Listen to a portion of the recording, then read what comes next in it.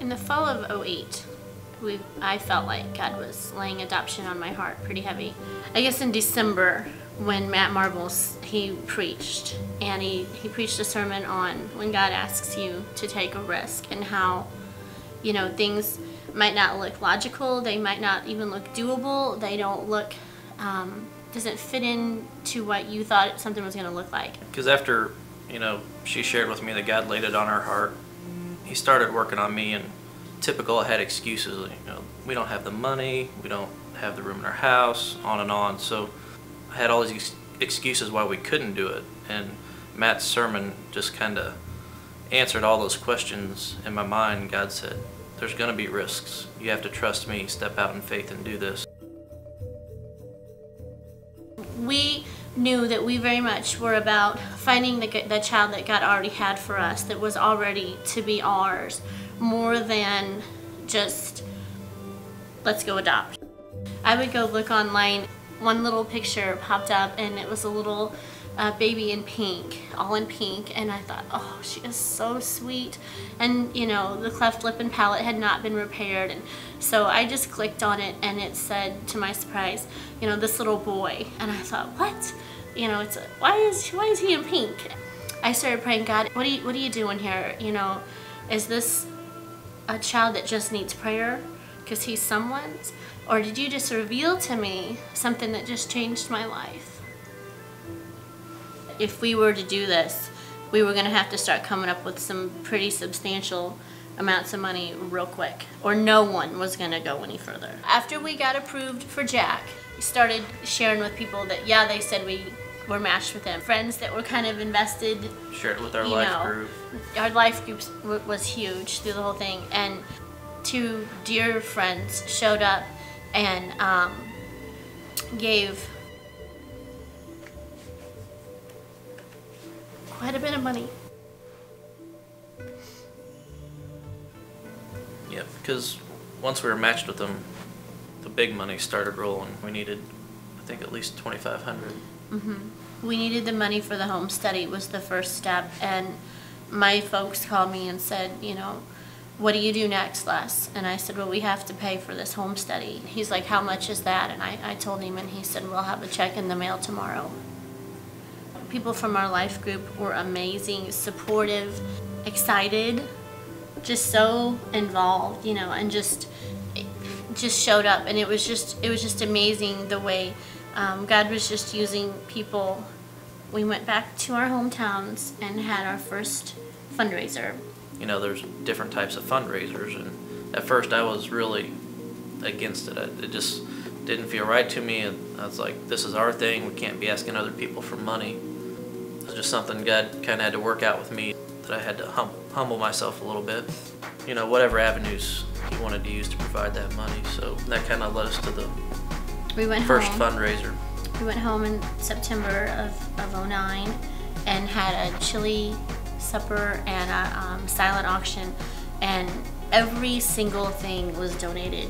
God had brought these people together again, you know, yeah, to raise money to get Jack home, but to look around that room and know that they loved the Lord and they loved us and they were there to support us was very humbling and very awesome. And I just, you know, you want to take a picture in your brain and like never forget it.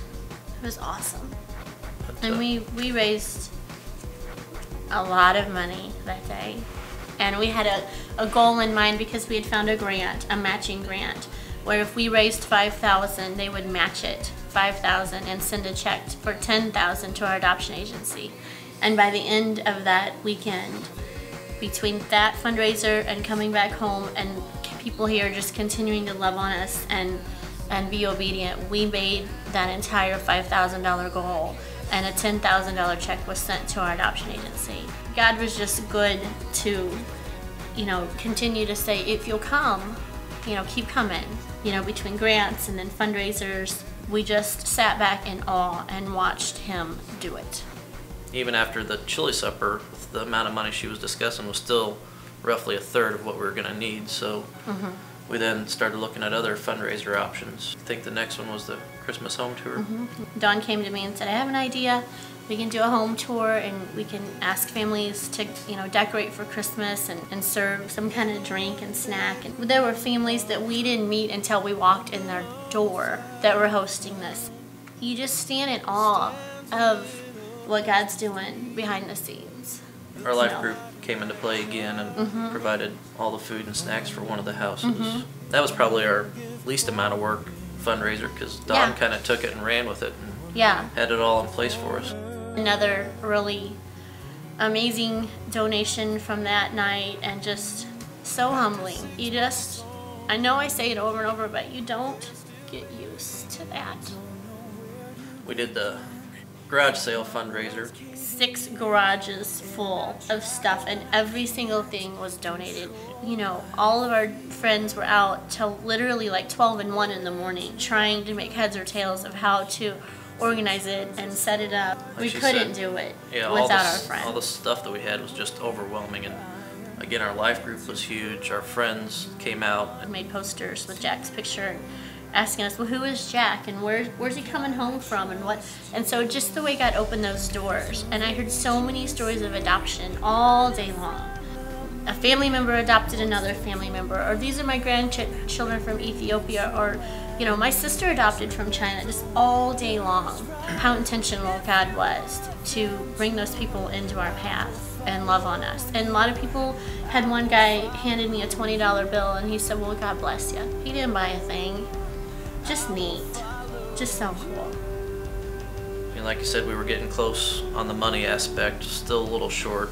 You know, still, even up within the last week or so, we received anonymous donations here and there, generous donations. It's just huge. Yeah, been amazing. When I started this whole thing, that was one of my big worries, is we don't have the money, and God just continued to be faithful. And every time we needed money along the process, we had it. It was there. You know, in our human minds, I wanted to worry about that. Like, well, where are we going to get the money for the next step? But it was always there. It's always been there. It's not the people that you would look around the room and think, well, they can afford to help. It's the people that are making sacrifices to help. It's the people that are making big decisions that they're going to help. You know, it's watching that obedience walked out when God laid it on their heart to be involved in this.